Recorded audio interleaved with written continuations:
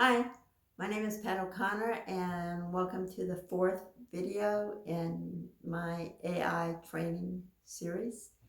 In this one, I'm going to talk about assessments. These are tests that you'll have to take. They call them onboarding tests, probably before every project. They want to make sure some of them are very easy, some of them are just multiple choice, and the questions come after they just presented you the material. And some of them are quite difficult. Some of them you will have to go through an entire task and get it done correctly. And you may only have X amount of time to do it. So it all depends. Some are really subjective that drive me up the wall, which to me they can have multiple answers, but whoever is grading the test has one answer in mind, and if your brain doesn't work the same way as their brain, then you fail. I sound a little bitter. It's because I hate these onboarding tests. Um, but anyway, you will be subjected to them, and so I'm just here to share my experiences. That's my whole point. You may not get on a lot of projects because you failed the onboarding. But don't let it get you down.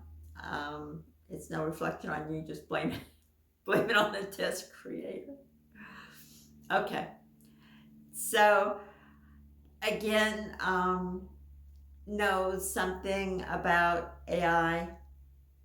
So if it happens to be like the first project you're on, and you are going to be evaluating answers for a model, and they're going to ask you to do such and such on the task, uh, just know the basics, know what a model is, all that kind of stuff. Don't let it catch you out of the blue.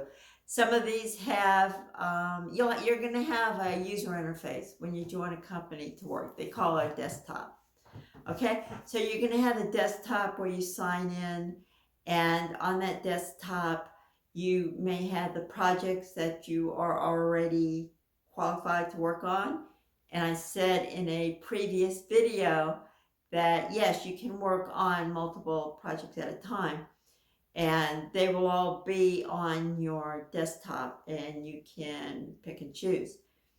But these assessment tests will also pop up, and some of them may have a blue line underneath the name of the test, and it'll say instructions or guidelines. Be sure to click on that. Sometimes the information is repeated once you click and open up the test, but sometimes it's not. So make sure that you click on any links that you see related to these assessment tests, and keep them open in another tab. So they may be guidelines that you have to follow if you're actually completing a real task, and they have very precise directions. Have them on another tab so you can refer to it. Tests may be timed, and you may not be aware of it. When I first started, I came into that and I timed out because I didn't know they were being timed. There is, if you have perhaps better visual perception than me, in the upper right hand corner, there might be an egg timer. There might be a countdown timer anywhere on the top of your screen when you start the exam. You may not be able to pause it and exit and come back to it, because then you could start looking up answers and stuff. Some you may be able to, some you might not be able to, but I think in my experiences for these assessment tests, they were 1 unit of time and you couldn't exit them. If you're doing this for a company, I may have mentioned this on the first video. If you're taking a test when you're onboarding for a company and you fail, you probably won't get a second chance. For these projects, they may or may not give you a second chance. It depends on how badly they need people. If they're facing a crunch and a deadline, then they may give you multiple attempts. I had one where it was like you can try it as many times as you want, because they had to complete a task where you had to make a model fail, and the model was pretty good. And so until you learn the weaknesses of this particular model, it was pretty tough making it fail. And so your onboarding test could take hours. You just had to keep trying different things. And so that you got multiple iterations. If it's a multiple choice test and you fail it, you might not get a second chance. Again, it all depends on how badly they need people and what your qualifications are. Have pen and paper beside you. I mentioned this in the previous video when you were having interviews. It's the same thing. If you're taking assessments, I've had some that had math problems. These were more cognitive tests that for some reason, I guess they wanted to check your reasoning ability, like what comes next in a series of numbers. And you might want to start doodling something on a piece of paper. So just have pen and paper handy there, just in case there's anything you want to keep track of. Some of these tests are multiple choice where they explain something at the beginning, and then you go to the next page and it will be a test. So do not hit the back key. If you go hit the back key and at the bottom it could say back, even though it may be an automatic fail if you do go back. Don't on these tests ever hit the back arrow on the user within the test itself to go back to a previous page. So if it looks important, I would suggest that you write things down on a piece of paper, as if you know that there's going to be a test afterwards. Just for the highlights, just don't hit the back key. Let's see.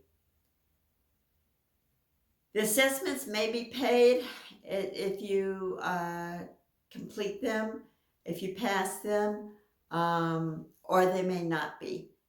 It all depends on the particular project. It depends on how hard they are. Usually they're paid. Usually the tests are paid, and on your desktop it will tell you how much they're paid. One thing came up in a chat room. A woman thought that the whole test was like 30 minutes because that's what it said on her dashboard. 30 minutes, X amount of time. And she had 30 minutes before she had to leave. So she took the test, and then the next module came up. And she had to go. And, I'm assuming that was okay, but it took her by surprise. Some of these tests may consist of multiple modules, and you will get paid for each module. So just be aware. I've had some that went through 4, and I may not have known it at the beginning because they're not going to have all 4 appear. You have to pass one before you're able to go to the next. So just keep that in mind. So I think that's about all. Just don't use the back key. You have pen and paper. Just be careful when you take these assessments. Don't kill yourself if you fail. It'll probably show up on the dashboard. Oh, you failed, right away. Some of these are auto, if they're multiple choice, then they're, auto answered, and you'll get the results right away. And if you pass one of the completing the task things, it may take a while to get an answer back if there's a whole lot of people applying and they only have an X number of editors to review all these answers, because those kind of answers will be manually verified.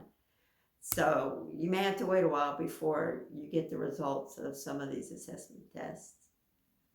All right, so this was a quick one. I hope you enjoyed it. Please subscribe, please follow. My URL for my website is in the details of the video. So I hope to see you again. I still have a few more of these to do. Thank you. Bye.